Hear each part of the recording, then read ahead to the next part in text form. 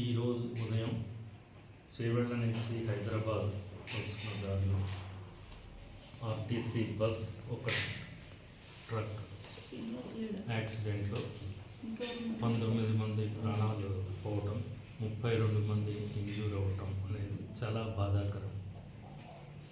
ప్రభుత్వ ఆదేశాల మేరకు మేము ముగ్గురం హెడ్స్ ఆఫ్ డిపార్ట్మెంట్స్, నేను డైరెక్టర్ ఆఫ్ మెడికల్ ఎడ్యుకేషన్ హెడ్ని, రవీంద్ర గారు DPH director of public health, commissioner TVVP Ajay గారు, ముగ్గురిని మంత్రి గారు, హెల్త్ సెక్రటరీ గారి ఆదేశాల మేరకు మేము వెంటనే వచ్చి ఇక్కడ ట్రీట్మెంట్ పొందుతున్న వారిని చూడటం, వారికి కావాల్సిన మెడికల్ ఫెసిలిటీస్ అన్నింటినీ మేము ఓవరాల్గా అసెస్ చేసుకుని ఎవరినైనా ఇంకా హయ్యర్ సెంటర్కి పంపించాల్సిన కేసెస్ ఉంటే వాటి మీద డెసిషన్ తీసుకోవడానికి ఈరోజు రావడం జరిగింది.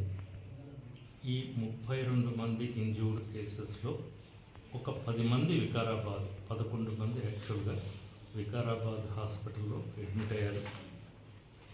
ఇందులో ఒక పేషెంట్కి లక్ష్మణ్ అనే అతనికి 30 years మేల్, తలకి దెబ్బ తగలటం వల్ల మల్టిపుల్ ఫ్రాక్చర్స్ స్కల్లో ఉండటం వల్ల ఆయన హయ్యర్ సెంటర్కి neuro surgery department Gandhi general హాస్పిటల్కి రిఫర్ చేయడం జరిగింది.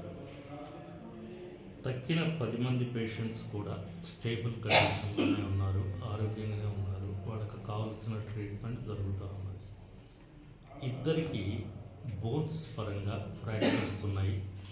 ఒకళ్ళకి చేతికి ఫ్రాక్చర్స్ ఉన్నాయి, రెండో వాళ్ళకి కాలుకి ఫ్రాక్చర్స్ ఉన్నాయి.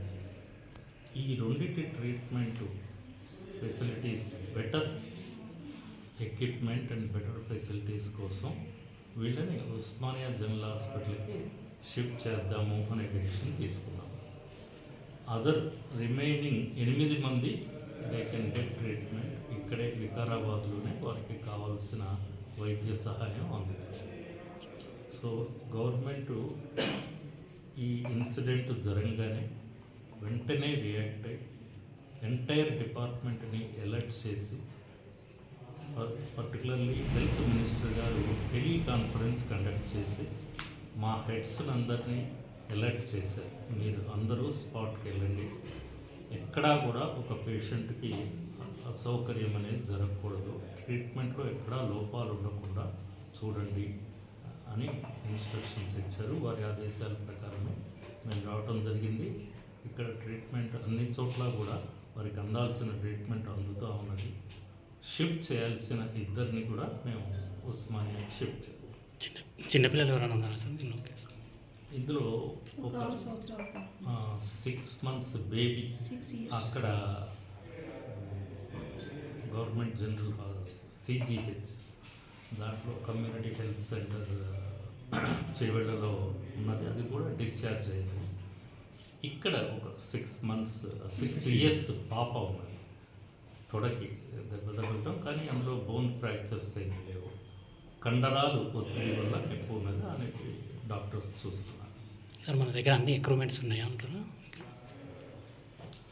ఈ హాస్పిటల్స్ అన్నీ కూడా స్టేజ్ వైజ్గా డెవలప్ అవుతాయి. phase 1, phase 2, phase 3 ఈ విధంగా కొన్ని ఫేజెస్లో మెడికల్ కాలేజెస్ కానీ వాటికి అనుబంధంగా ఉన్న జనరల్ హాస్పిటల్స్ కానీ ఒక ఫేజెస్లో డెవలప్మెంట్ ఉంటుంది.